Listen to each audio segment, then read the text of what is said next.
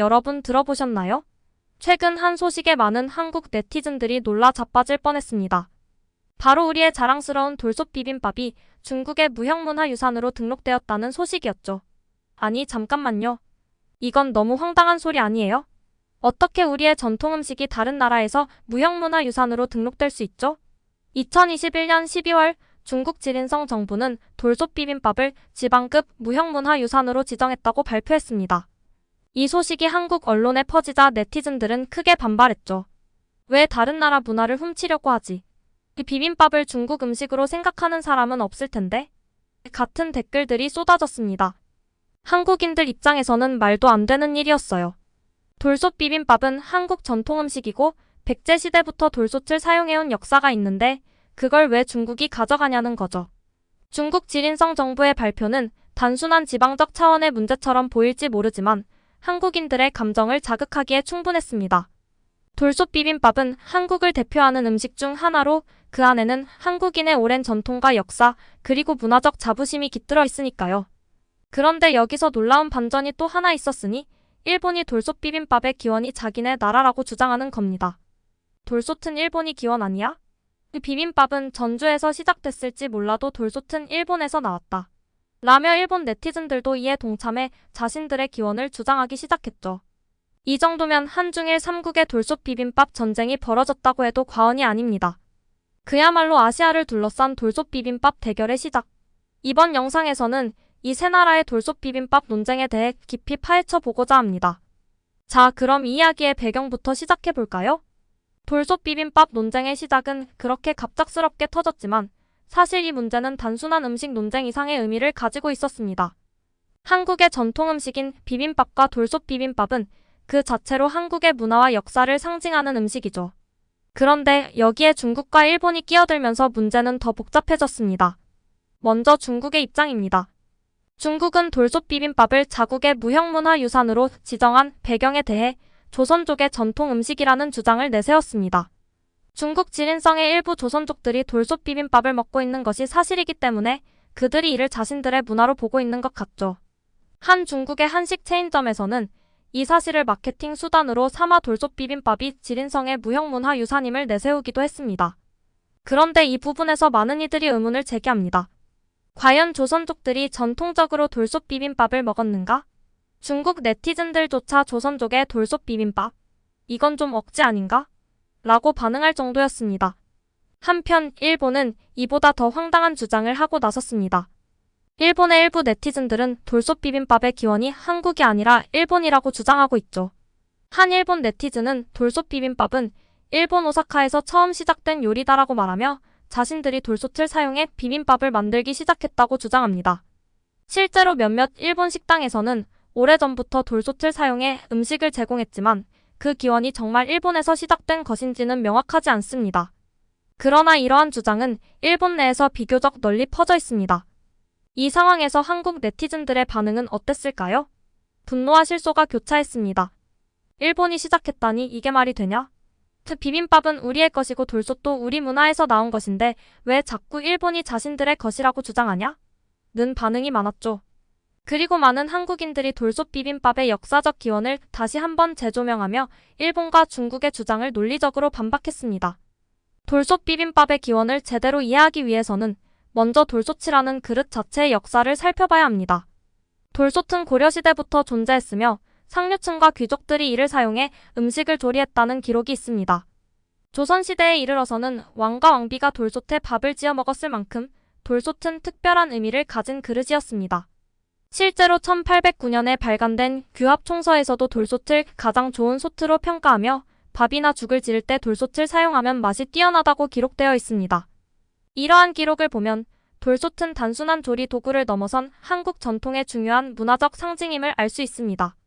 이후 돌솥 비빔밥이 상업적으로 대중화된 것은 1969년 전주중앙회관에서 남궁성 사장이 돌솥 비빔밥을 처음 판매하면서부터입니다.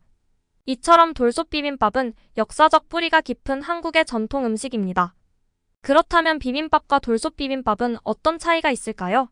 비빔밥은 본래 찬밥이나 따뜻한 밥 위에 나물, 고기, 계란 등을 얹고 고추장이나 간장을 넣어 비벼 먹는 한국의 대표적인 전통 음식입니다. 전주 비빔밥이 대표적인 예이며 이는 동학농민운동 때 유래된 것으로 알려져 있습니다. 돌솥 비빔밥은 여기에 돌솥이라는 그릇을 사용해 음식의 맛을 극대화한 요리입니다. 돌솥은 음식이 식는 것을 방지하고 돌솥 바닥에 눌러붙는 누룽지라는 독특한 식감과 맛을 만들어냅니다. 이 때문에 돌솥 비빔밥은 비빔밥과는 또 다른 매력을 가지고 있죠. 돌솥에 담긴 채 나오는 비빔밥은 따뜻함을 유지하고 고소한 누룽지를 즐길 수 있는 것이 큰 특징입니다. 논쟁이 격화되자 한국에서는 돌솥 비빔밥의 정확한 기원을 밝히기 위한 움직임이 본격적으로 시작되었습니다. 각종 자료와 역사 기록들이 다시금 조명되었죠. 한국의 많은 네티즌들이 백제시대부터 이어져 온 돌솥의 사용과 그 기원이 분명 한국임을 증명하는 사료들을 제시했습니다.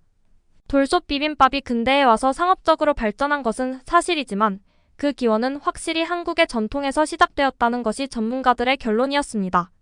특히 1969년 남궁성 사장이 돌솥을 이용해 전주중앙회관에서 처음으로 돌솥 비빔밥을 상업적으로 판매하면서 돌솥 비빔밥이 지금의 형태로 자리 잡았다는 이야기가 다시 한번 주목받았습니다. 이와 같은 기록을 바탕으로 한국에서는 돌솥 비빔밥은 전통과 현대가 잘 결합된 한국의 자랑스러운 요리라는 목소리가 커졌죠. 일본 네티즌들은 여전히 돌솥 비빔밥이 일본에서 시작되었다는 주장을 굽히지 않았습니다. 일본에서의 돌솥 사용은 사실상 최근에서야 대중화된 것입니다. 그러나 몇몇 일본 네티즌들은 오사카에서 돌솥 비빔밥을 처음 먹었으니 일본이 기원일 것이다라는 주장을 여전히 펼쳤습니다. 이러한 주장은 명확한 역사적 근거가 없으며 실제로 일본에서 돌솥이 사용된 기록은 한국의 역사적 자료에 비해 비교적 짧습니다. 돌솥 비빔밥은 특히 해외에서 큰 인기를 끌며 K-푸드 열풍을 이끌고 있습니다. 2010년대 이후 한국 드라마와 음악을 통해 한식이 전 세계적으로 알려지면서 돌솥 비빔밥은 그 중에서도 독특한 매력으로 많은 외국인들에게 사랑받고 있습니다. 실제로 많은 해외 한식당에서는 돌솥 비빔밥을 대표 메뉴로 내세우고 있으며 미국, 유럽, 일본, 중국 등 다양한 국가에서 현지화된 돌솥 비빔밥이 제공되고 있습니다. 유명 셰프 고든 램지조차 한 방송에서 비빔밥은 건강하고 균형 잡힌 완벽한 음식이라고 칭찬한 바 있습니다. 돌솥 비빔밥의 뜨거운 돌솥과 신선한 재료는 건강한 식습관을 지향하는 현대인들에게 매력적으로 다가왔고 이러한 요소가 비빔밥의 세계적인 성공을 이끌었습니다. 논쟁이 길어질수록 사람들은 단순히 음식을 넘어선 문화적 자부심을 지키려는 싸움이라는 사실을 깨닫게 됩니다. 돌솥 비빔밥은 그저 한국의 전통 음식일 뿐만 아니라 한국인의 정체성을 상징하는 문화유산이기 때문입니다. 하지만 이 논쟁 속에서도 중요한 것은 감정적인 대립이 아닌 사실과 진실을 바탕으로 한 대응이죠. 한국의 전통문화 연구자들과 역사학자들은 하나하나 역사적 근거를 제시하며 돌솥 비빔밥이 한국의 전통에서 비롯되었음을 다시 한번 강조했습니다.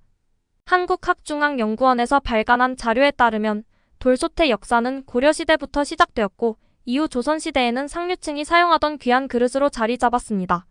심지어 조선시대 궁중에서는 돌솥으로 밥을 지어 왕에게 올리기도 했죠. 돌솥이 단순한 요리 도구를 넘어서는 역사적, 문화적 가치를 지닌 이유입니다. 이 논란이 불거지면서 한국 내에서는 돌솥 비빔밥에 대한 관심이 더욱 커졌습니다. 각종 미디어에서는 돌솥 비빔밥의 역사와 유래를 다시 조명하고 그 맛과 조리법에 대한 다양한 콘텐츠가 쏟아져 나오기 시작했습니다. 그리고 많은 한국인들은 다시 한번 자신의 전통 음식에 대한 자부심을 느끼게 되었죠. 이는 단순한 논쟁의 끝이 아니라 한국의 전통을 재확인하고 강화하는 과정이기도 했습니다. 일본과 중국에서도 이 논란을 바라보는 시각이 조금씩 변하기 시작했습니다. 일본의 한 음식 평론가는 자신의 블로그에 돌솥 비빔밥은 일본에서 인기를 얻은 한식일 뿐 기원은 한국에 있다며 일본이 기원을 주장하는 것은 무리가 있다고 솔직히 인정했습니다. 중국 역시 일부 지식인들 사이에서 조선족 문화는 한국 문화의 영향을 받은 것이 많다며 돌솥 비빔밥을 무형문화유산으로 지정한 것은 재고해야 한다는 목소리가 나오기 시작했습니다. 결국 이 논쟁은 단순한 누구의 것이냐를 묻는 것이 아니라 서로의 문화를 존중하고 인정하는 방향으로 나아가기 시작했습니다. 한국은 돌솥 비빔밥을 자국의 자랑스러운 문화유산으로 확고히 자리매김하면서도 더 나아가 한국의 맛과 문화를 세계에 널리 알리는 계기로 삼았습니다. 돌솥 비빔밥은 이제 전 세계인이 사랑하는 한식으로 자리 잡았고 그 과정에서 우리는 우리의 전통과 자부심을 다시 한번 확인할 수 있었습니다. 마지막으로 이 영상을 보시는 여러분도 돌솥 비빔밥을 통해 한국의 역사와 문화에 대해 한 번 더 생각해보는 기회가 되었으면 좋겠습니다. 비빔밥은 단순히 밥을 비벼 먹는 것이 아니라 한국의 정과 혼이 담긴 소중한 문화입니다. 그렇기에 우리는 이 음식을 단순히 먹는 것에서 그치지 않고 자랑스럽게 지키고 계승해야 할 가치로 바라봐야 합니다. 여러분이 좋아하는 돌솥 비빔밥, 그리고 비빔밥에 얽힌 이야기. 오늘 그 이야기를 통해 우리가 잃지 말아야 할 것은 바로 우리의 정체성입니다. 이 영상을 끝까지 시청해주신 여러분 감사합니다. 앞으로도 한국의 전통과 문화를 사랑하고 지켜나가는데 함께해 주시길 바랍니다. 이 영상이 좋으셨다면 좋아요, 구독, 알림 설정 부탁드립니다. 다음에도 더 흥미롭고 의미 있는 이야기로 찾아뵙겠습니다.